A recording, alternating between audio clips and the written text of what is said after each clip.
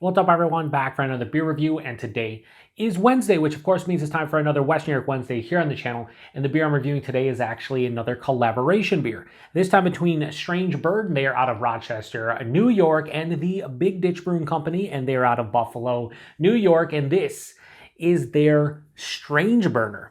So they're calling this one a blended IPA that comes in at 8% alcohol by volume, 30 IBUs at the time of review. This bottle is approximately 2 weeks old. So recently I've been talking about being a bit more diverse in the breweries that I feature on Western New York Wednesday, and case in point, Strangebird. I've had a handful of beers from them, but I've only reviewed one on the channel, and that was back last summer. So we're back with another one. Now, this is very interesting because it's a collaboration with Big Ditch, one of my favorite Buffalo breweries, and this is a wild beer. So they call it blended IPA, and on the side they have a little spiel, which we'll read so you kind of have a better idea. It says, in keeping with our tradition of blended IPAs, we schemed with our friends at Big Ditch Brewing Company in Buffalo, New York to bring together their beautiful IPA, Hayburner, with our divinely sour and barrel-aged Belgian Golden Ale.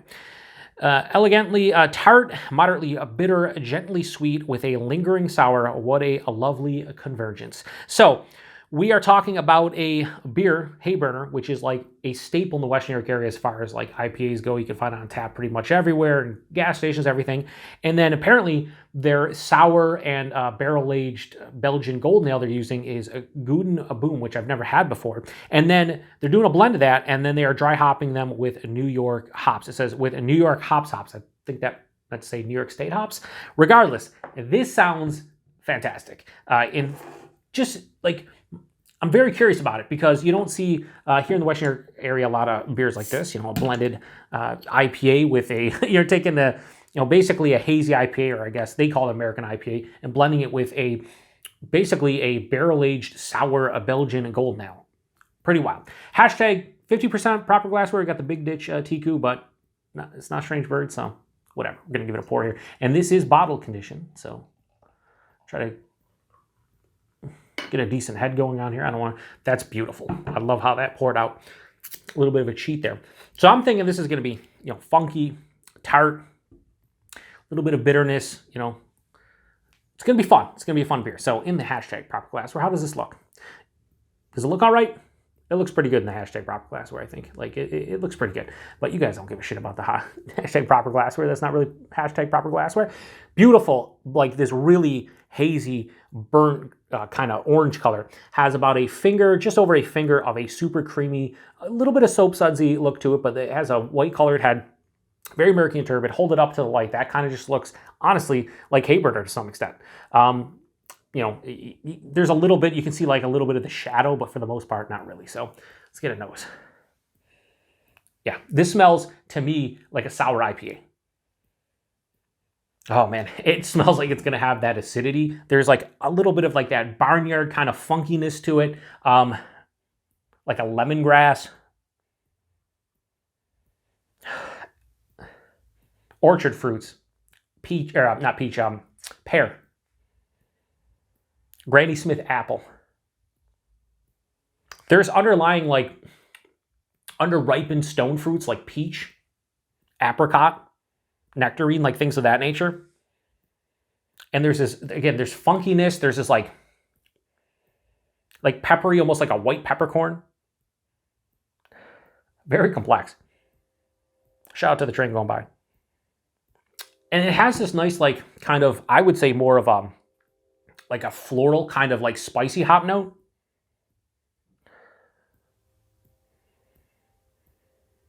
Man, it smells like if you've ever had like a dry hopped like wild ale, kind of in that realm where this is going to probably be acidic. It's probably going to be tart to maybe lower side of sour, but it's going to have that dry hopping nature. Like I've had a lot of like dry hopped kettle sours where the complexity to the base beer and the sour part itself isn't like really all that. It's just there's a couple notes and then you get the big dry hopping. This smells like a mature version of that. Even a touch of like a vanilla, touch of oak. That pear and like lemongrass kind of feeling. That aromatic is, I like it a lot. A little bit of alcohol, 8%, getting a little bit of booziness now in the nose.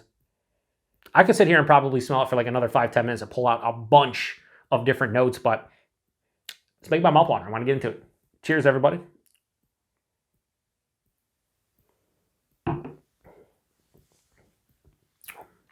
Oh,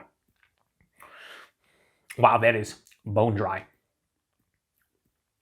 That is bone dry. There's almost a white wine-esque kind of, this is, I don't want to say, let me go back for another sip. Take 2 sips, Joe. A lot of times I do the visceral like reaction after the first sip, and sometimes the beer changes. Let me take 2 sips before I, start gushing or, shitting on the beer.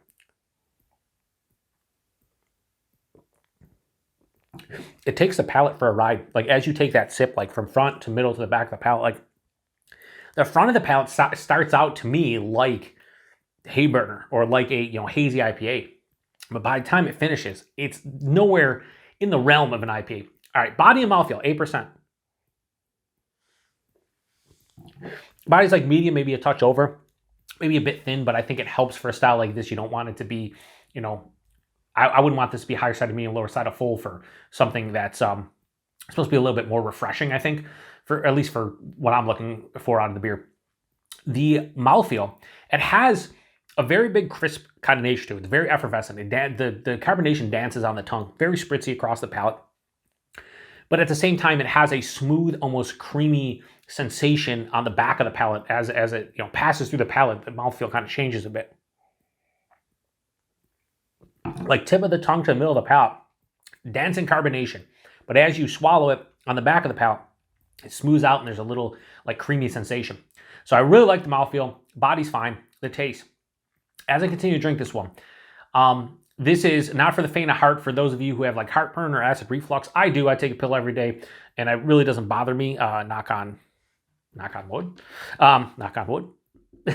But this might bother somebody who has like uncontrolled acid reflux or like heartburn, because I'm already telling you right now, like the acidity level's pretty firm on this one. So right up front, there's a lot of, there's a decent malt character. Like it's there. It's like it has a grainy, almost kind of like honey bread sweetness.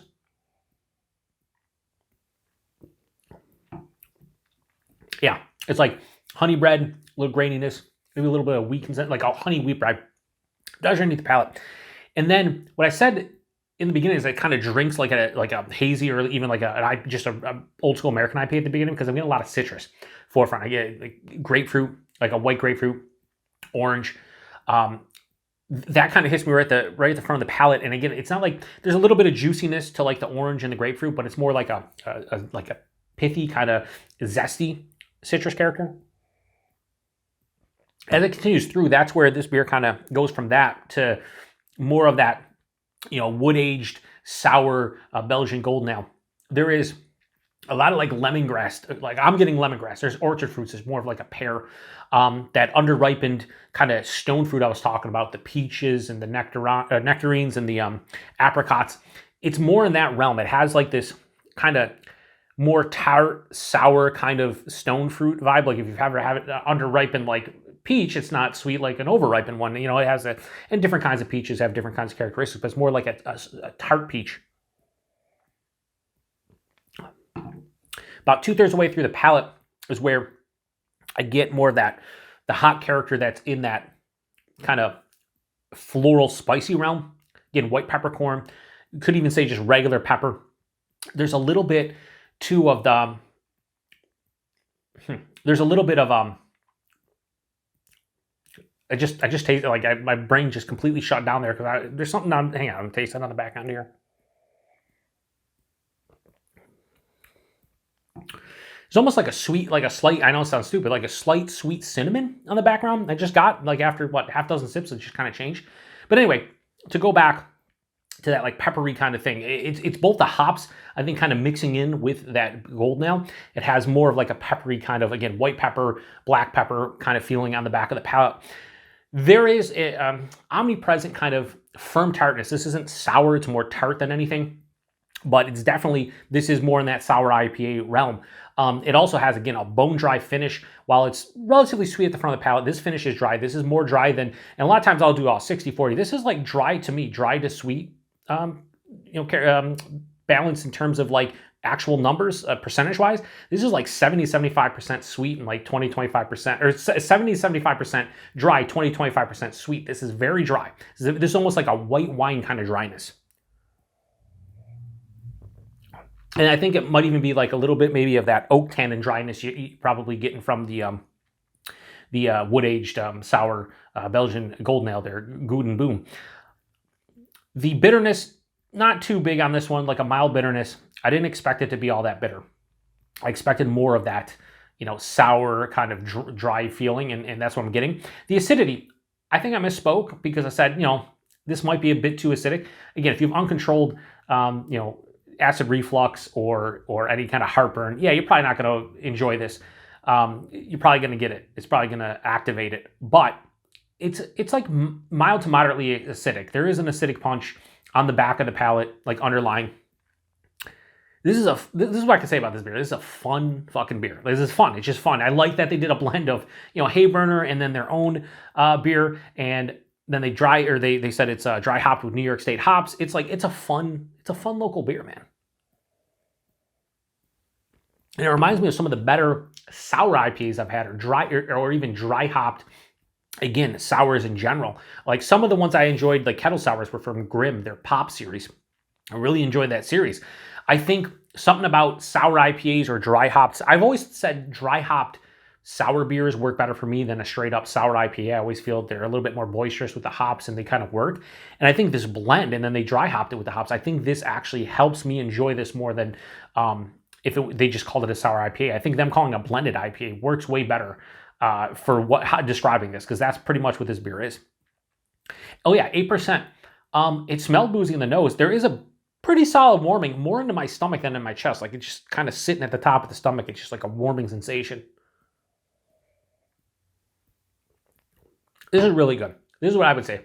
If you like, those sour, like Belgian wild ales, or just even like the funky ones. This doesn't have a ton of barnyard funk like in the taste. It was more in the nose, or even kind of like that, just like, that funkiness you would associate. It has a little bit of that in the taste, more in the nose than anything. But if you like those type of beers with a little bit more of a hop character, I can't see how you probably wouldn't enjoy this one. Like, it's pretty good. Let me throw in if there's any goodies here. I don't really know. See if it pours out any different at the bottom. Doesn't look like it.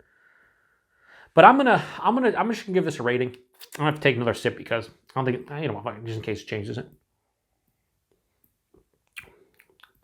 Nah, not really. I think this is fun. I love seeing local breweries do things like this. Like, hey, you got that beer, I got this beer. Let's do a blend. And Strangebird's known for that based on their name, right? But no, I've had, again, a handful of beers from them. I've really enjoyed it. At the very least, if you don't like a Strangebird beer, at least you could be like, well, that's different. That's creative. And I think that's what I would say about this one. It's a pretty creative beer, especially here in the Western New York area.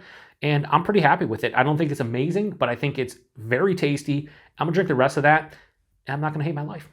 Anyway, Strangebird collaboration between, Strangeburner collaboration between Strangebird and Big Ditch. I'm going to go low 4.25. I'm going to go 4.15. I think that's where this beer lands. I think this is just fun. If you're in the Western New York area, grab this. Just grab a single bottle if you can. It might not be your jam, but I think you would have a lot of fun, at the very least, checking this one out. So anyway, price point availability. At the brewery, I think this was $20.99 a 4-pack, so $21 a 4-pack. You're talking $5.25 a bottle. That's fine. I paid $5.99 a bottle here in Buffalo, so extra 75 cents. Not like the rabbit, 50 cents, like 75 cents, Joe. Put the S on there, plural. Anyway, I don't think that's a bad price point for something as cool as this. Would I buy an entire 4-pack of it? After having it, I might want to like age it and see how the beer like this ages. It's bottle conditioned, things are going to happen, so I might buy another bottle and just throw it away and maybe revisit it in a couple of years. I think that would be fun. But if you're here in the Western New York area, pick it up. Speaking of which, availability, it's Strangebird. I don't know outside of Western New York. They definitely get, distro in Western New York. I don't know if they make it further downstate or to the southern tier or outside the state. I really don't know. See if they have a beer finder on their website. Go to their Instagram page. Just check it out. But if you're in Western New York, I know you can get your hands on their stuff, and I would highly recommend doing so. So if you've had this beer before or you've had something similar, post in the comment section. Let me know what you think about it. Would you try this out based on the review I just did? Does it sound like something that's in your wheelhouse and your ballpark?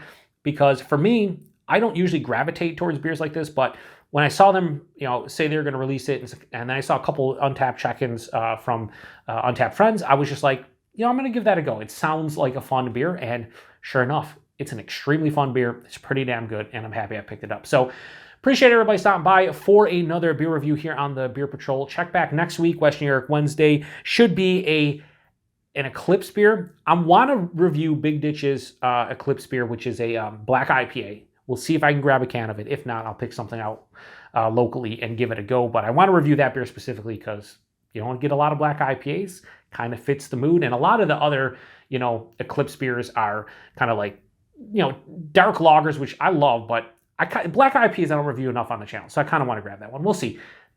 Next week, we're going to let the diversity kind of slide for that week in terms of the breweries that I review on West New York Wednesday, because if we go back to Big Ditch, it is what it is. Don't hate me for it. Anyway, appreciate it. To the next one. Cheers.